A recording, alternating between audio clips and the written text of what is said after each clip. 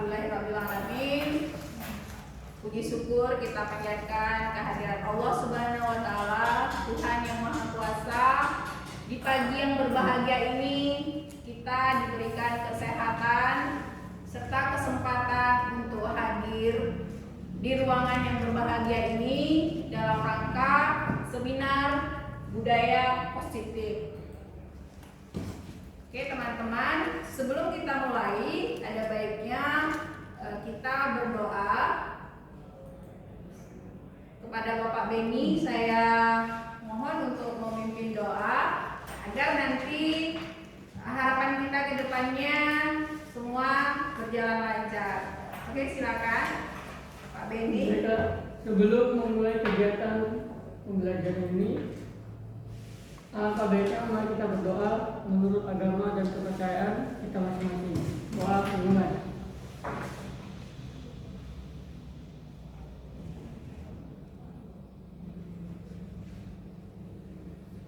Doa selesai.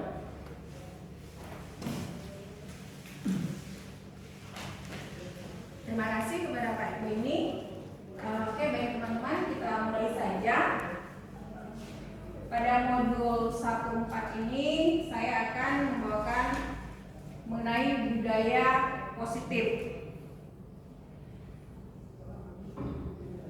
Capaian umum pada modul ini pada budaya positif yang pertama menghubungkan konsep pendidikan menurut Ki Hajar Dewantara dengan konsep budaya dan lingkungan positif di sekolah yang berpihak pada murid.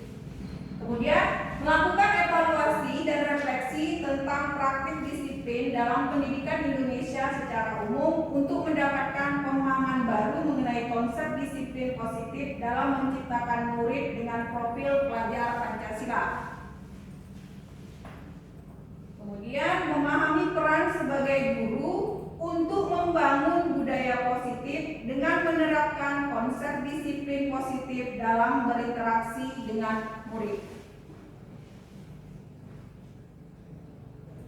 Nah, capaian khususnya pada budaya positif mendemonstrasikan pemahaman mengenai konsep budaya positif, yaitu perubahan paradigma, stimulus, respon, dan teori kontrol. 3 teori motivasi perilaku manusia, motivasi internal dan eksternal, keyakinan kelas, hukuman dan penghargaan, 5 kebutuhan dasar manusia, 5 posisi kontrol guru, segitiga restitusi. Menerapkan strategi disiplin positif yang memerdekakan murid untuk menciptakan ekosistem sekolah aman dan berpihak pada anak.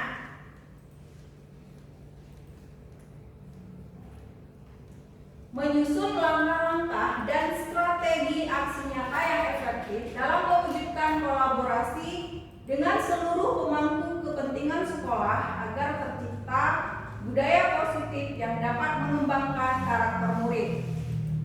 Bersikap reflektif dan kritis terhadap budaya di sekolah dan senantiasa mengembangkannya sesuai kebutuhan sosial dan emosional murid. Oke, nah kita lihat di sini budaya positif atau ekosistem positif. Kita ambil contoh perbandingannya dengan hidup tumbuh-tumbuhan seorang petani. Dalam hakikatnya sama kewajibannya dengan seorang pendidik. Jadi kita bayangkan bahwa pendidik itu adalah seorang petani yang menanam padi, hanya dapat menuntun tumbuhnya padi. Ia dapat memperbaiki kondisi tanah, memelihara tanaman padi, memberi pupuk dan air, membasmi ulat-ulat atau jamur-jamur yang mengganggu hidup tanaman padi dan lain sebagainya. Jadi seorang guru kita ibaratkan seorang petani ketika menanam padi, bagaimana prosesnya sehingga padi akan tumbuh menjadi dari bibit ya, tumbuh menjadi padi. Begitu juga kita sebagai seorang guru menuntun para peserta didik kita, siswa kita menjadi orang yang sukses, orang yang bahagia, yang menyenangkan, seperti itu.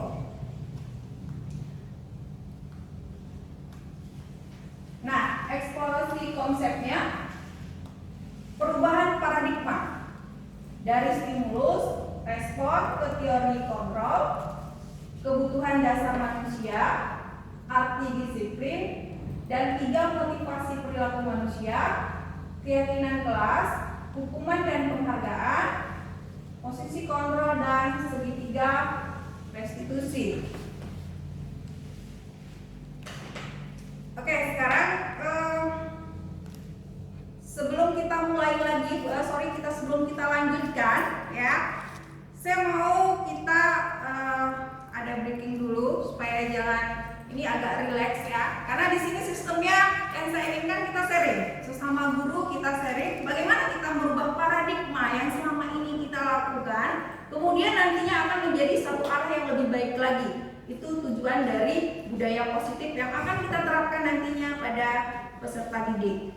Saya memiliki kertas, ya, saya memiliki kertas.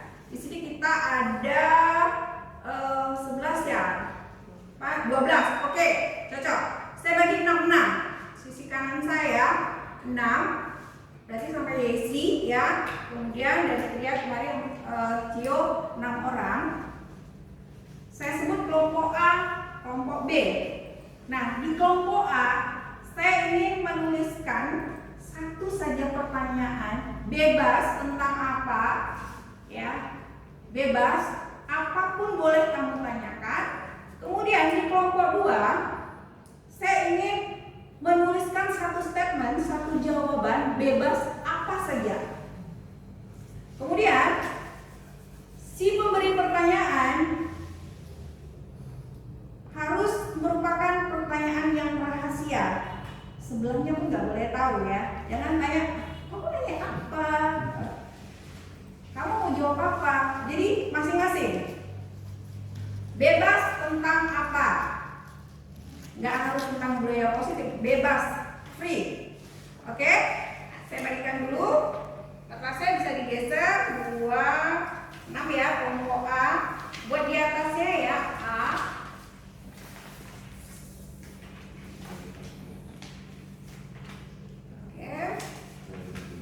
Cukup. Nah, ini B buat ya di atasnya. Pokoknya gantian aja. Ini ada pulpen lagi 1.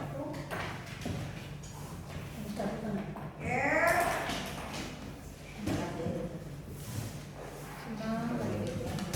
Ya, bebas apa aja.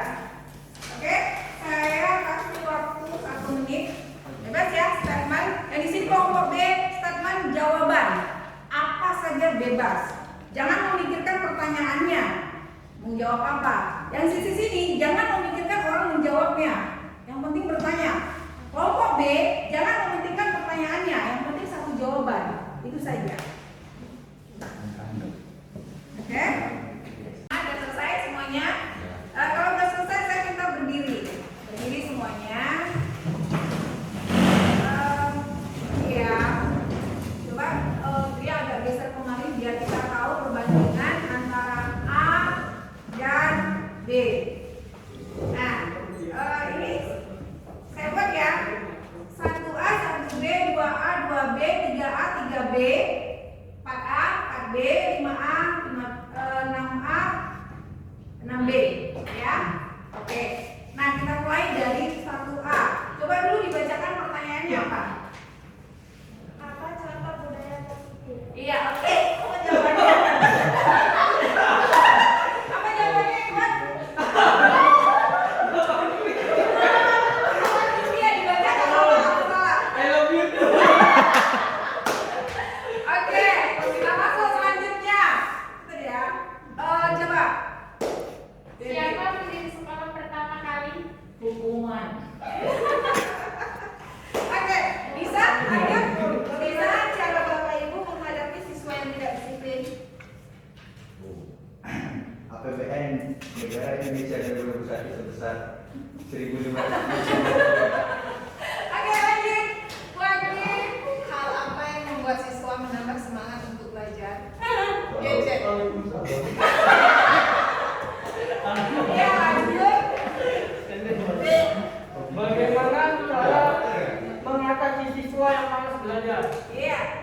di saat aku nonton di situ artiku dan kebutuhan.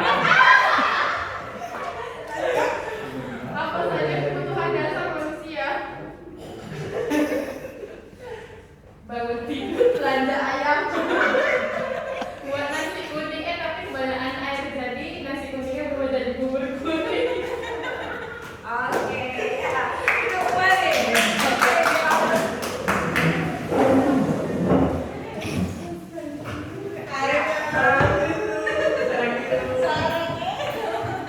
Nah, apa sih pembelajaran dari game ini gitu? Ada nggak yang bisa mau nyampaikan? Apa sih pembelajarannya? Kalau menurut Bandi apa ini? Iya, bukan itu. Kalau menurut saya ada sisi menariknya. Kemudian sesuatu yang kita harapkan itu nggak sesuai sebenarnya dengan yang akan terjadi kalau menurut saya. Iya. Oke, dihapus. Ada lagi yang ingin menambahkan? Apa sih pembelajaran yang kita dapat? Oh, saya mau. Iya. Jadi apa yang kita pikirkan belum tentu sama dengan yang dipikirkan orang lain. Jadi ada perbedaan antara pikiran kita dengan pikiran orang lain. Iya, oke. Setuju? Bapak Ibu semuanya? Dua saja ya. Ya, benar sekali apa yang dikatakan teman-teman kita. Selain ini gamenya bisa dibuat menarik, lucu gitu. Nah, di sini kita bisa melihat bahwa ternyata dengan miskomunikasi itu nggak nyambung gitu. Jadi harus memang ada satu komunikasi. Nah, inilah yang akan kita lihat nantinya pada perubahan paradigma. Mungkin ada yang pernah ini ya paradigma gitu. Apa sih paradigma? Perubahan paradigma. Paradigma itu apa? Nah, kalau kita lihat ya, perubahan paradigma adalah perubahan cara pandang orang terhadap diri dan lingkungannya yang akan mempengaruhi orang dalam berpikir, bersikap, dan bertingkah laku. Jadi, paradigma dapat diartikan sebagai asumsi, konsep, nilai, dan praktik yang diterapkan dalam memandang realitas sebuah komunitas yang sama, khususnya dalam disiplin intelektual. Paradigma, berarti paradigma itu adalah cara pandang ya. Nah, kita di sini akan melihat cara pandangnya kita sebagai guru, cara pandangnya teman kita juga sebagai guru, kemudian cara pandang siswa, cara pandang peserta didik. Perubahan paradigma teori kontrol, ilusi kontrol. Nah, ilusi guru mengontrol murid. Dalam ilusi kita sebagai pendidik, sebagai guru, pasti kita yang merasa mengontrol murid. Sebenarnya itu hanya sebuah ilusi. Kemudian ilusi bahwa kritik dan membuat orang merasa bersalah dapat menguatkan karakter. Mungkin selama ini kita sebagai guru, kita menciptakan peserta didik kita berbuat salah untuk kebaikan. Tapi yang dirasakan oleh siswa kita, dia merasa bersalah. Kemudian ilusi bahwa semua penguatan positif efektif dan bermanfaat. Ilusi bahwa orang dewasa memiliki hak untuk memaksa. Nah, ini perubahan pada paradigma teori ini, teori kontrol ini merupakan satu ilusi yang sebenarnya pada peserta didik. Kita lihat perubahan paradigma, stimulus, respon, kemudian teori kontrol. Bisakah kita mengontrol seseorang? Ini pertanyaannya. Bagaimana kita menstimulus responnya? Kita mencoba mengubah orang agar berpandangan sama dengan kita. Bisa nggak? Gitu. Karena kita memaksakan juga sebagai guru bahwa siswa itu harus mengikuti kita. Nah, teorinya, teori kontrolnya kita harus bisa mengontrol. Kita berusaha memahami, ya, memahami pandangan orang lain tentang dunia. Jadi di sini ada pemahaman. Kalau di sini kita mencoba mengubah, tapi seharusnya kita bisa mengontrol bagaimana orang memahaminya. Sama nggak dengan yang kita pahami? Perilaku buruk dilihat sebagai suatu kesalahan. Pasti. Kalau ada orang berbuat jahat, kita pasti sudah sudah memberikan itu sesuatu yang salah. Nah, namun bisa kita kontrol. Semua perilaku memiliki tujuan. Orang berbuat salah bisa aja ada tujuannya. Pernah nggak kita menggali itu? Pasti dulu yang ini kita ini ya, satu kesalahan. Kemudian orang lain bisa mengontrol saya. Mau diatur orang lain aja. Hanya Anda yang bisa mengontrol diri Anda. Kita kan, kita yang mengontrol. Saya bisa mengontrol orang lain. Anda tidak bisa mengontrol orang lain. Kemudian pemaksaan ada pada saat wujudan gagal. Kolaborasi dan konsensus menciptakan pilihan-pilihan baru. Model berpikir menang kalah. Nah, pada teori kontrolnya kita harus berpikir model berpikir menang-menang. Jadi sisi di sini yang selalu ada pada diri kita, untuk memperbaikinya kita bisa mengontrol dengan mengubah cara pandang kita. Oke? Selanjutnya, kebutuhan dasar manusia. Kebutuhan dasar manusia ada 4: belief, power, fun, freedom. Nah, ini cinta dan kasih sayang, kemudian penguasaan, kekuatan, kesenangan, kebebasan. Coba Bapak Ibu bisa nggak merasakan, benar nggak nih kebutuhan dasar kita? Kita pasti membutuhkan kasih sayang, butuh penguasaan, kekuatan, kemudian butuh yang namanya juga kesenangan, kebahagiaan, butuh kebebasan. Benar nggak kalau ini kita rasakan? Ada nggak ini memang kebutuhan kita semua? Pasti ini merupakan kebutuhan kita semua. Nah, kebutuhan dasar manusia itu ada 4. Nah, cinta dan kasih sayang, kebutuhan untuk diterima. Kebutuhan ini dan 3 kebutuhan berikutnya adalah kebutuhan psikologis, kebutuhan untuk mencintai dan meliputi kebutuhan akan hubungan dan koneksi sosial. Kebutuhan untuk memberi dan menerima kasih sayang, dan kebutuhan untuk merasa menjadi bagian dari satu kelompok.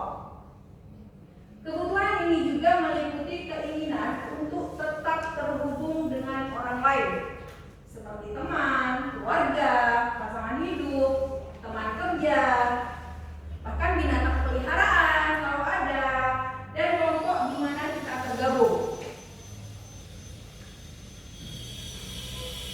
Kemudian penguasaan, kebutuhan pengakuan atas kemampuan, kebutuhan pengakuan atas kemampuan. Kebutuhan ini berhubungan dengan kekuatan untuk mencapai sesuatu, menjadi kompeten, menjadi terampil, diakui atas prestasi dan keterampilan kita, didengarkan dan memiliki rasa harga diri. Kebutuhan ini meliputi keinginan untuk dianggap berharga, bisa membuat perbedaan, bisa membuat pencapaian, kompeten, diakui, dihormati. Ini meliputi self-esteem dan keinginan untuk meninggalkan pengaruh. Kemudian yang ketiga, kebebasan. Kebutuhan akan pilihan. Kebutuhan untuk bebas adalah kebutuhan akan kemandirian.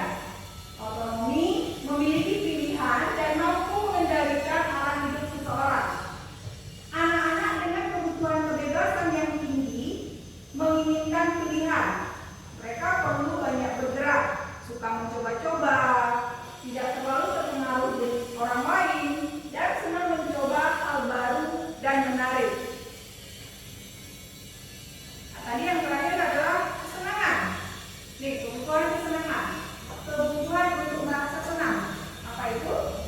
Nah, kebutuhan akan kesenangan adalah kebutuhan untuk mencari kesenangan, bermain, dan tertawa.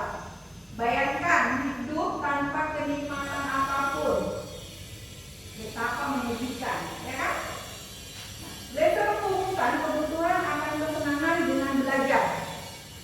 Semua hewan dengan tingkat inteligensi tinggi, nah ini lumba-lumba, primata, dan lain-lain bermain. Saat mereka bermain, mereka mempelajari keterampilan hidup yang penting. Begitu juga dengan manusia, jadi tak berbeda. Ya, jadi manusia juga bermain, ketika bermain, mereka akan mempelajari keterampilan hidupnya.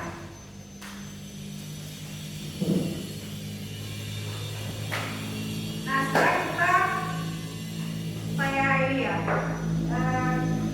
ada satu kasus, ibu guru bilang, aku tidak boleh bersenandung sewaktu mengerjakan tugas.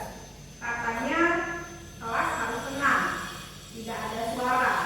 Padahal kan aku suka dengan bernyanyi. Nah, menurut Bapak Ibu, kebutuhan apa sih yang dibutuhkannya dengan statement ini? Ibu guru bilang, aku tidak boleh bersenandung waktu mengerjakan tugas. Katanya, kelas harus tenang. Tidak ada suara. Padahal kan aku suka dan senang bernyanyi. Jadi kebutuhan apa nih kira-kira? Kebebasan. Iya. Yang lain? Kesenangan. Iya. Ada dua nih jawaban. Kebebasan sama kesenangan. Cinta tidak bisa. Cinta kasih sayang. Iya. Karena hidupnya harus menggunakan hati kalau menurut saya. Iya. Kalau misalnya ibu itu menggunakan hatinya, mungkin dia masih menerima anak-anak. Mungkin dengan seperti itu anak itu bisa mengerjakan dengan adanya suara. Terkadang kan orang lebih fokus dengan suara dengan Suara. Iya. Itulah kebutuhan dasar tadi. Kalau kita lihat bisa empat sih masuk. Ya, dia butuh kasih sayang ya, dengan mungkin dengan bernyanyi dia bisa belajar, menurut Wandi.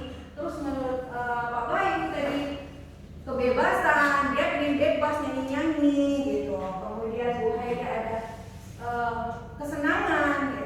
Nah, tapi kalau kita lihat yang terpokok ada kata senang. Berarti dia butuh kesenangan. Dengan kesenangan itu dia dapatkan cinta kasih. Kemudian dia dapatkan kebebasan. Kan seperti itu gitu.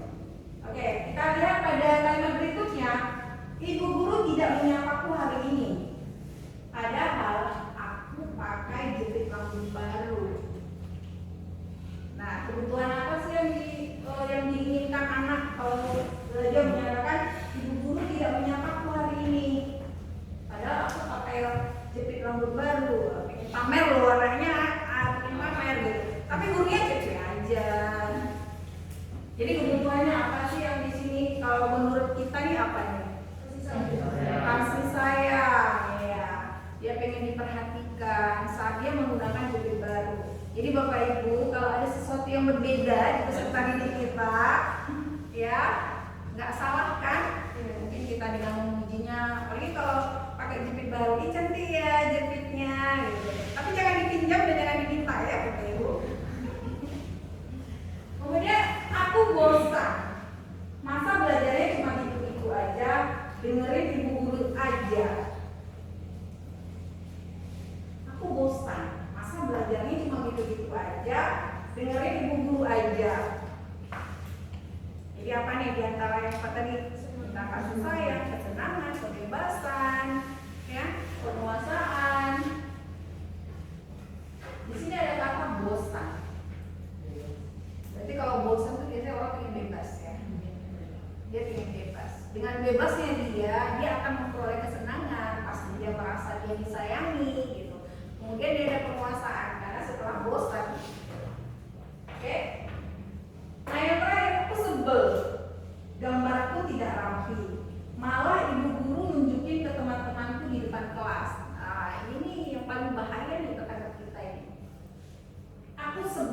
gambarku tidak rapi. Malah ibu guru nunjukin ke teman-temanku di depan kelas. Jadi hasil yang jelek kita tunjukkan ke peserta didik kita. Kita nggak tahu kan apakah dia memang senang kita tunjukin atau tidak. Nah, kalau seperti ini juga aku sebel. Apa ya? Kalau kita lihat ini dia Merasa cenderung tidak ke senang gitu. Iya. Jadi dia Kasih kasih buat rasa tidak aman karena seharusnya ibu gurunya tidak menunjukkan. Kadang kan dia merasa dilecehkan loh menurut saya. Iya. Jadi dia ini sebenarnya harus mendapat cita kasih Iya. sayang, kemudian nggak ada kesenangan di dalam dirinya ya, dia butuh kesenangan, kebebasan juga. Sekarang kita lanjut, jadi bisa ya kita rasakan dengan apa yang kita lakukan, kemudian apa yang seharusnya. Teori motivasi perilaku manusia. Nah ini perilaku untuk menghindari ketidaknyamanan atau hukuman. Apa yang akan terjadi apabila saya tidak melakukannya? Motivasinya ini eksternal. Nah ini perilakunya misalkan ya kalau saat ini anak tidak mengerjakan tugas, kemudian kita pasti meminta kan mengerjakan tugas. Kenapa dia mengerjakannya?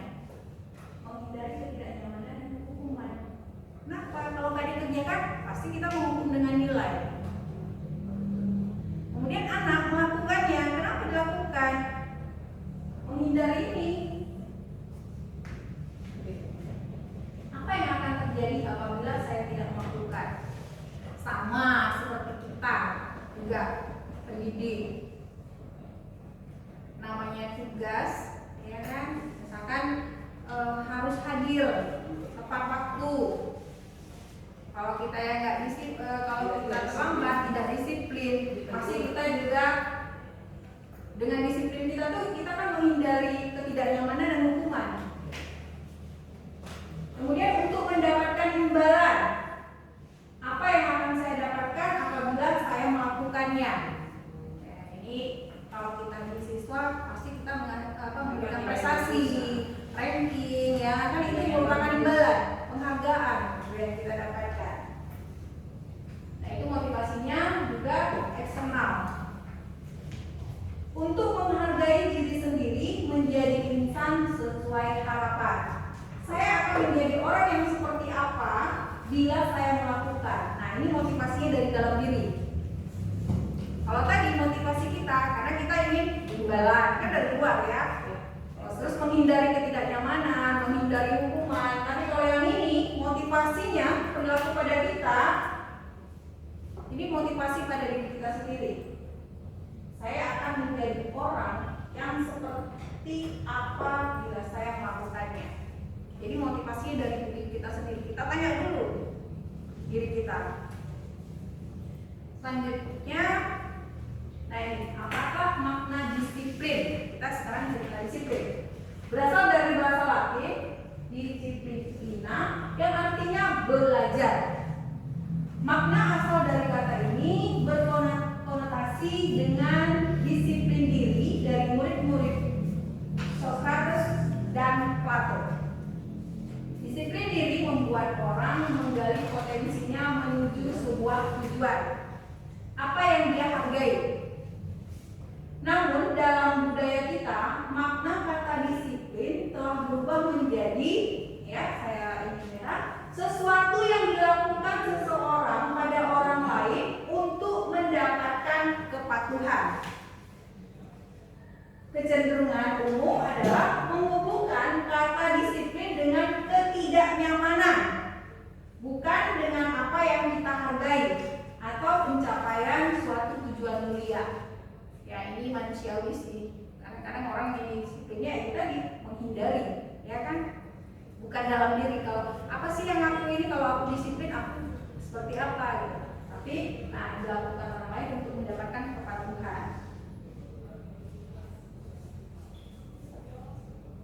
Merdeka menurut Ki Hajar Dewantara.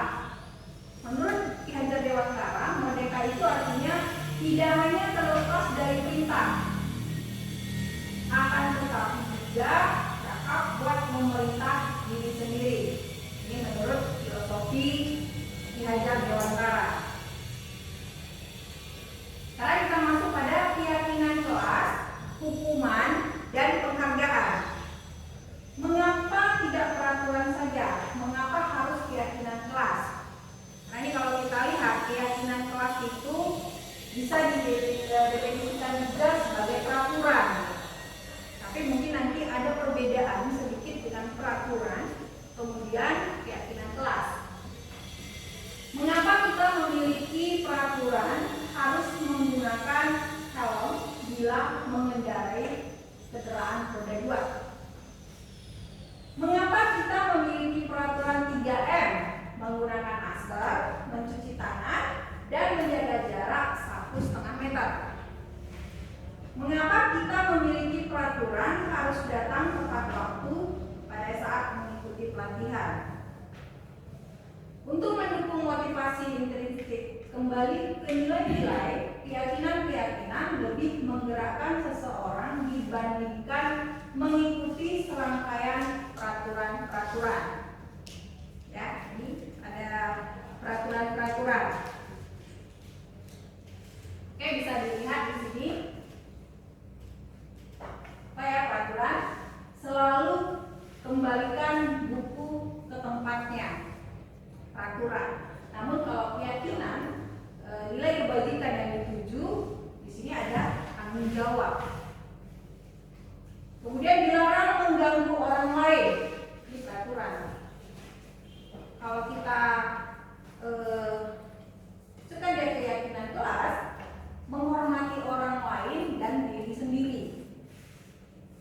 Hadir di sekolah 15 menit sebelum pembelajaran dimulai. Menghormati orang lain, komitmen pada tujuan. Kemudian dilarang melakukan kekerasan. Keyakinan atau nilai kebajikannya keselamatan, menghormati orang lain. Kemudian dilarang menggunakan narkoba.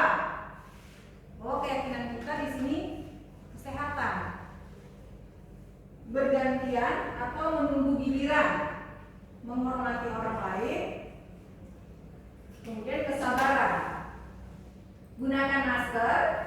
Keyakinan kelasnya kesehatan, keselamatan, kepedulian. Kemudian jangan berlari di kelas atau koridor. Kalau keyakinan kelas, keselamatan, keamanan, kepedulian. Jadi ya kalau peraturan dia lebih larang, aturan gitu. Tapi kalau keyakinan kelas lebih apa yang dituju dari aturan-aturan itu. Ini ada tindakan guru, hukuman atau konsekuensi. Tindakan guru jika mencatat 100 kali di dalam buku kalimat saya tidak akan terlambat lagi. Nah ini hukuman, ya kan?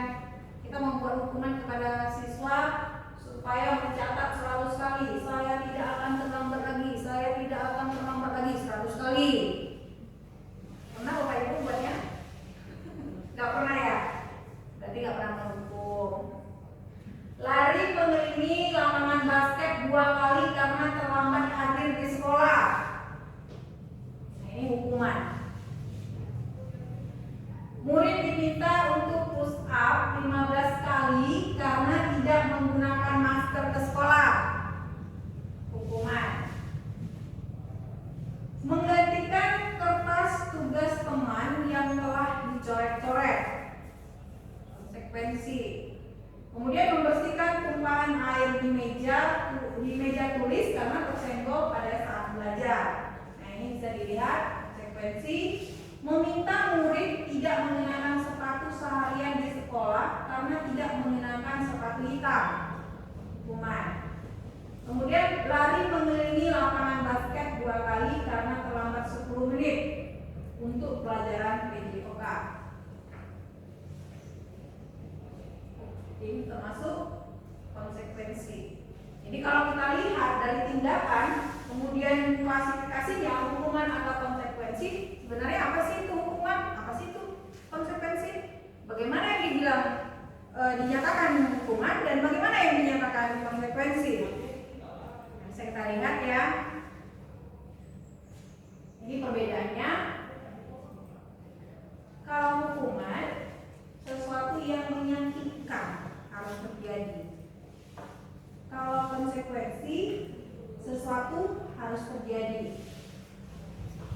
Dan membuat anak sakit, misalkan tadi ya hukumannya rusak gitu untuk jangka waktu lama. Konsekuensi membuat anak merasa tidak nyaman dalam jangka waktu pendek. Jadi ini kalau dia hukuman, efeknya waktu lama, kalau konsekuensi waktu pendek. Kemudian anak membenci kedisiplinan, paksaan, mendorong anak menyakiti diri sendiri, konsep diri yang buruk, ya, konsekuensinya konsep diri yang baik. Nah, jadi kalau kita lihat di sini, kalau konsekuensi berarti ada keyakinan sebelumnya. Bisa dibilang ada peraturan, kalau dilanggar ada sanksi. Jadi ada dulu aturannya. Kalau hukuman biasa spontanitas. Anak hadir nggak baju praktek. Kemudian nih kalau disiplin ininya disuruh pakai sarung. Sebelumnya udah ada komitmen, sudah ada keyakinan kelas bahwa jika tidak menggunakan baju praktek maka memakai sarung. Ya, jadi itu konsekuensi karena udah ada keyakinan yang dibangun sebelumnya. Tapi kalau tidak ada keyakinan yang dibangun sebelumnya, itulah yang disebut dengan hukuman. Spontanitas dia. Jadi kalau konsekuensi ada dulu keyakinan yang kita buat, ada dulu kesepakatan yang kita buat sebelumnya. Tapi kalau hukuman spontanitas. Jadi kadang-kadang hukuman itu bisa memberatkan peserta didik kita. Oke, kita lanjut ya. Ini kita ada 5 posisi kontrol. Nah ini dia, kita sebagai guru. Dari keyakinan tadi ada 5 posisi kontrol terhadap guru, terhadap kita. 1, sebagai penghukum. Seorang penghukum bisa menggunakan hukuman fisik maupun verbal. Orang-orang yang menjalankan posisi penghukum senantiasa mengatakan bahwa sekolah memerlukan sistem atau alat yang dapat lebih menekan murid-murid lebih dalam lagi. Jadi kalau kita lihat hukuman, nah dari itu yang bertindak dulunya bisa kita nyatakan tipenya sebagai penghukum. Kemudian membuat orang merasa bersalah. Beda posisi ini biasanya. Pada posisi ini biasanya guru akan bersuara lebih lembut. Membuat orang merasa bersalah akan menggunakan keheningan yang membuat orang lain merasa tidak nyaman, bersalah atau rendah diri. Ya, ini lembut tapi menusuk gitu lah mungkin ya.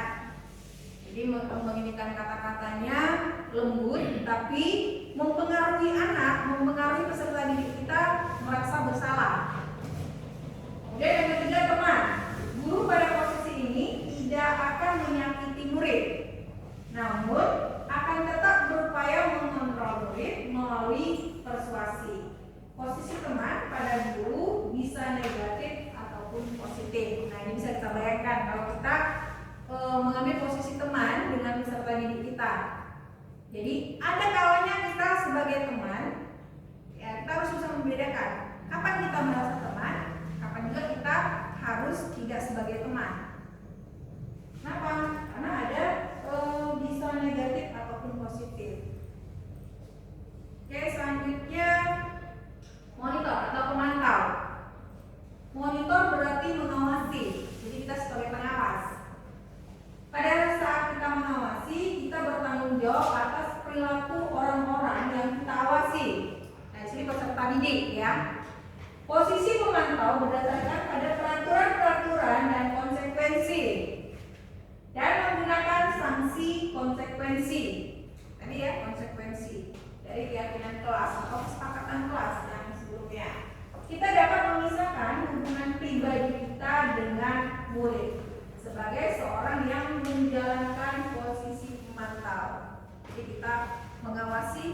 peserta didik. Yang terakhir, yang kelima, sebagai manajer. Nah ini sebenarnya umumnya seorang guru, seorang peserta didik kita sebagai manajer. Bagaimana sih yang dikatakan sebagai manajer? Yaitu posisi mentor di mana guru berbuat sesuatu bersama dengan murid, mempersilahkan murid mempertanggungjawabkan perilakunya, mendukung murid agar dapat menemukan solusi atas permasalahannya sendiri. Jadi kita bisa sebagai manajer ini membuat anak justru lebih dewasa lagi. Jadi apa yang dia lakukan, apa yang kesalahan dia lakukan, bagaimana dia memperbaikinya. Bisa jadi kita buat komitmen lagi. Nah, seorang manajer telah memiliki keterampilan di posisi teman maupun pemantau. Jadi kalau seorang manajer dia sudah menguasai posisi teman atau pemantau, posisi posisi kontrol yang sebelumnya. Jadi sudah dimiliki. Jadi seorang manajer pasti memiliki posisi teman atau pemantau. Dan dengan demikian bisa jadi di waktu-waktu tertentu kembali pada kedua posisi tersebut bila diperlukan. Namun bila kita menginginkan murid-murid kita menjadi manusia yang merdeka, mandiri dan bertanggung jawab, maka kita perlu mengacu pada restitusi yang dapat menjadikan murid kita seorang manajer pada dirinya sendiri. Apalagi kita tingkat lanjutan atas, rata-rata peserta didik kita tuh sudah arah ke pendewasaan diri. Ya, jadi kita bertindaknya harus bisa mereka kita arahkan bagaimana bertanggung jawab atas kesalahannya. Oke, nah ini yang berbedanya kalau kita ini kan bisa peraturan, pemantau, konsekuensi, hadiah. Kemudian nilai-nilai, manajer, memperbaikinya. Kemudian ada di sini contohnya kalau kamu tidak, saya akan. Nah, diberi hukuman untuk membuat tidak nyaman. Kalau kamu tidak akan mematuhi peraturan ini, saya akan apa hukumannya? Dengan peraturan-peraturan. Tapi kalau kita bergerak dengan keyakinan, apa yang kamu yakini? Bagaimana memperbaiki masalah ini? Jadi memperbaikinya berdua mendapat apa yang kita butuhkan.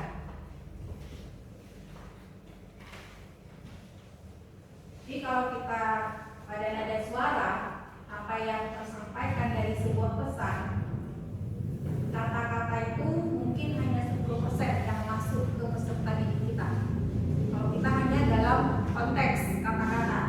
Kemudian kalau nada suara, intonasi ya berarti ya, itu 35%. Nah ini nonverbal, bahasa tubuh 55%. Pas ini maksudnya, coba ya kita lihat pada kegiatannya. Nah ini Bapak Ibu mempraktikkan nada suara ke 5 posisi kontrol. Jadi kan ada tuh sebagai pemantau, sebagai manajer, kemudian sebagai teman ya, sebagai penghukum. Nah ini ada 4 dengan kata apa yang kamu mau. Penghukum, membuat orang lain merasa bersalah, kemudian teman, pemantau atau manajer. Coba ini Bu lihat, kalau dengan kata apa yang kamu mau, kalau sebagai penghukum intonasinya seperti apa sih gitu? Yang menurut Bu Tria gitu. Kalau untuk penghukum dia mungkin adanya lebih tinggi. Lebih tinggi ya. Iya. Misalkan gitu. Misalkan dengan kata apa yang kamu mau tuh gimana tuh? Yang apa ya, misalnya dengan arti itu ya? Iya, apa yang kamu mau gitu aja. Dengan kalimat ini aja. Iya. Apa yang kamu aja. Intonasinya bagaimana sih? Apa yang kamu mau? Iya. Apa Ya, yang kamu mau? apa yang kamu mau? Ini kalau ini kalimatnya terlalu ini ya. Kamu mau apa? Iya, Gitu ya. biasanya Dengan bahasa pasarannya kamu mau apa? Kamu mau apa? Sebagai penghukum gitu. Nah,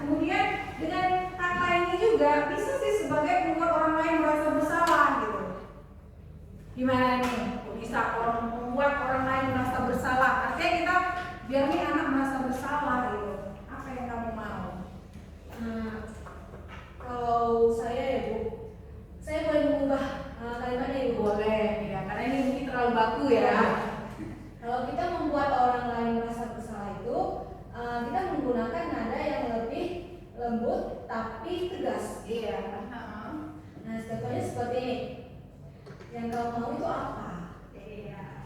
Jadi lebih nih, kalau tadi kamu mau apa? Kamu mau apa? Lebih lembut ya. Kemudian sebagai teman, kalau sebagai teman nih, apa yang gimana nih kalau sebagai teman? Katakan nih sesama teman nih nanya konteksnya ini apa yang kamu mau, boleh ya dengan bahasa ini. Tapi kalau kita sebagai teman tuh gimana tuh? Kalau berbicara dengan teman, Biasanya kalau nanya kamu mau apa, gitu. Gimana sih ininya? bergantung Temannya. Kalau teman cewek sama cowok beda ya? karena mungkin teman cowok lebih bisa agak sedikit kasar. Oh gitu. Jadi sebagai teman nih. Bisa. Iya. Teman secara formal perempuan aja lah yang Iya, iya. Kamu mau apa, Beb? Gitu. Asik. Memang lagi saya berteman dengan Baby. Iya. Juga Tasya. Kamu mau apa, Tasya? Disebutkan namanya ya, sehingga teman itu merasa ada teman gitu ya, karena disebutkan namanya. Oke, menarik sekali. Kemudian kalau kita sebagai pemantau atau sebagai manajer, nah intonasinya bagaimana nih? Bu Elia, gimana nih? Apa yang kamu mau kalau kita sebagai manajer? Jadi kalau kita sebagai manajer mungkin bahasanya juga lembut ya, karena kita kan mau tahu tuh dia sebenarnya kenapa melakukan seperti itu. Jadi kalian dengan kalimat yang sama kan, dengan apa yang kamu mau sebenarnya, kan gitu. Jadi kita bertanya itu mungkin ada keamanan sebenarnya, berarti sebenarnya itu tujuannya itu apa melakukan itu. Jadi kita mengetahui apa tujuannya. Berarti sesuatu itu juga dengan ada tujuan. Iya, jadi kita kalau sudah mengetahui tujuannya dengan kalimat itu kita bisa memperbaikinya ke arah mana ya. Oke, berarti ini Bapak Ibu sudah memahami semua ini, sudah sip. Nah ini juga ada apa yang sedang kamu kerjakan. Nah ini bisa juga kan kalau sebagai pemukul mungkin adanya lebih tinggi. Apa yang kamu kerjakan? Kalau merasa orang lain bersalah, kita kamu sedang apa? Salah. Kita sih ada jadi sehingga yang mereka ucapan kita itu membuat mereka merasa bersalah, gitu ya. Sebagai teman, pemantau, manajer. Gitu. Oke, sekarang kita ya yang terakhir kita ya restitusi tadi dari materi kita itu restitusi. Nah restitusi itu proses menciptakan kondisi bagi murid untuk memperbaiki kesalahan mereka. Jadi menciptakan kondisi bagi murid untuk memperbaiki kesalahan mereka sehingga mereka bisa kembali pada kelompok mereka dengan karakter yang lebih kuat. Ini pendapat dosen 2004. Jadi di sini bagaimana sih kita memperbaiki siswa seperti itu. Ini ada 9 ciri-ciri restitusi. Yang pertama, bukan untuk menebus kesalahan, namun untuk belajar dari kesalahan. Jadi bukan dihukum atas kesalahannya, tapi dia justru belajar dari kesalahannya. Jadi ada perbaikan, memperbaiki hubungan, ya artinya memperbaiki silaturahmi dengan kesalahannya. Tawaran bukan paksaan. Jadi untuk memperbaikinya kita ada penawaran. Bagaimana kamu memperbaikinya? Apa? Bagaimana? Bukan berarti kita paksa kamu harus ini, kamu harus ini, gitu. Kamu harus berbuat baik, kamu nggak boleh begini. Itu kan maunya kita, maunya anak kan kita belum lihat. Kemudian restitusi menuntut untuk melihat ke dalam diri. Ya ini kembalikan ke anaknya. Nah kalau kita juga kan kita kembalikan kesalahannya apa yang harus kita perbaiki. Kemudian restitusi mencari kebutuhan dasar yang mendasari tindakan.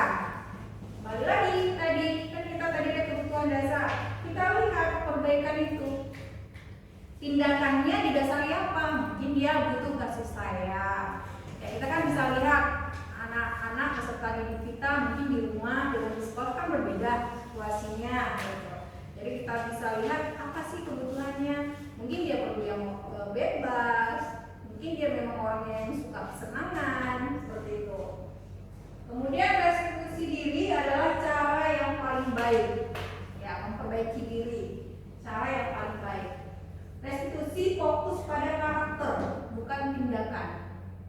Jadi kita harus lihat juga karakter anaknya seperti apa. Restitusi fokus pada solusi, ya, perbaikan itu solusi. Bagaimana solusinya supaya dia berbuat baik? Bagaimana solusinya sehingga dia melakukan perbaikan? Kemudian restitusi mengembalikan murid yang berbuat salah pada kelompoknya. Jadi mungkin kalau dia dalam satu kelas karena kesalahannya yang dibenci teman-temannya, nah ini suatu perbaikan bagaimana dia kembali ke kelasnya dalam kelompoknya itu sehingga teman-temannya menyenanginya. Perbaikannya. Ada segitiga restitusi. Nah ini segitiga ini menstabilkan identitas, kemudian validasi tindakan yang salah, menanyakan keyakinan. Jadi ya kita stabilkan, kemudian kita validasi tindakannya, baru menanyakan keyakinan untuk arah perbaikan.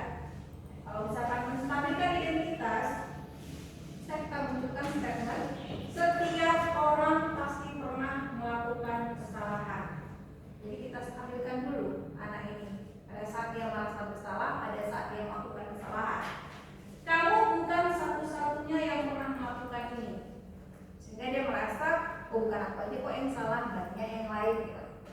Kemudian baru kita validasi tindakannya.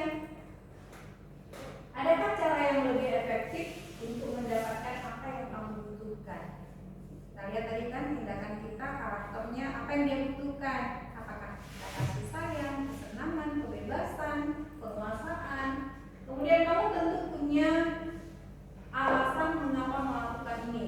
Nah kita lihat tadi tujuan dari kesalahan dia, tindakan dia itu tujuannya apa. Kalau sudah kita dapatkan ini, baru kita sepakati nilai-nilai apa yang telah kita sepakati. Ya, kamu ingin menjadi orang yang seperti apa? Jadi dari sini kita stabilkan dulu dia, baru kita validasi tindakan kesalahannya, kita tanya keyakinan untuk perbaikannya. Jadi kembali ke anaknya. Juga di ini ya, untuk membuat anak yang merasa gagal karena berbuat salah menjadi positif terhadap dirinya. Itulah menstabilkan identitas. Nah, kita bisa berkata berbuat salah itu hal yang manusiawi. Tidak ada manusia yang sempurna. Bapak Ibu juga buat salah. Kita pasti bisa menyelesaikan permasalahan ini. Kemudian Bapak Ibu tidak tertarik untuk mencari tahu siapa yang benar, siapa yang salah. Bapak Ibu lebih tertarik untuk menyelesaikan masalah. Kalau kamu menyalahkan dirimu sendiri terus-menerus, apakah kamu bersikap baik pada dirimu sendiri? Oke, contoh bagaimana kita membuat anak yang merasa gagal karena berbuat salah menjadi positif terhadap dirinya. Kita positifkan dulu anaknya, biar positif thinking dulu yang muncul. Nah kemudian tadi kita validasi tindakan yang salah, yaitu membantu siswa mengenali basic need, kebutuhannya apa, yang ini dipenuhinya ketika melakukan kesalahan itu. Pengennya apa sih dia yang kesalahannya itu? Pada dasarnya setiap tindakan manusia tujuannya adalah memenuhi basic need. Apakah itu power, freedom, love and the fun atau survival. Nah ini guru berkata, ya kita bisa kita munculkan kalimat-kalimat ini pada validasi tindakan.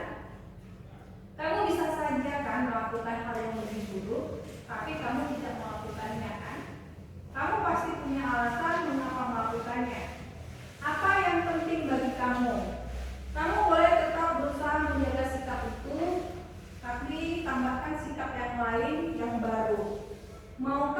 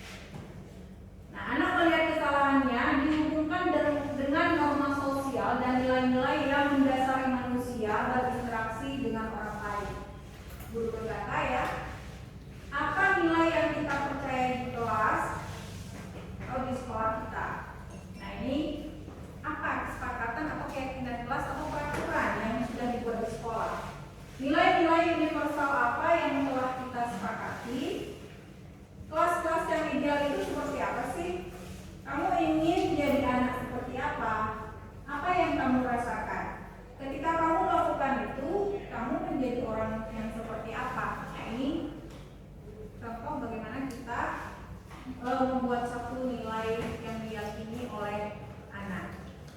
Oke Bapak Ibu, dengan terakhirnya materi kita restitusi ini, maka terakhir juga materi dari saya mengenai budaya positif. Terima kasih untuk perhatiannya ya. Nah sebelum saya akhiri, kita refleksi dulu ya, refleksi diri apa sih yang kita inginkan dari pembelajaran ini atau dari materi budaya positif ini. Saya minta satu orang dari Bapak Ibu, saya minta ke Bu Anggi ya, boleh ya Bu Anggi ya, untuk refleksinya apa yang kita harapkan dari ini untuk kedepannya. Oke silakan Bu Anggi. Assalamualaikum, makasih saya diberi kesempatan untuk mengungkapkan setelah pembelajaran mengikuti seminar ini. Saya bersyukur dengan adanya pembelajaran yang diberikan oleh Ibu, menambah istilahnya apa-apa saja yang dari 5 yang tadi diberikan dengan dasar kebutuhan. Kemudian sebagai seorang guru mungkin saya bisa menerapkan ke siswa bahwa kita supaya ada perubahan itu kita menerapkan nilai dasar tersebut. Jadi ada interaksi antara guru dengan siswa. Saya harapkan dengan pembelajaran ini peserta dan pendidikan akan lebih baik. Itu saja yang bisa saya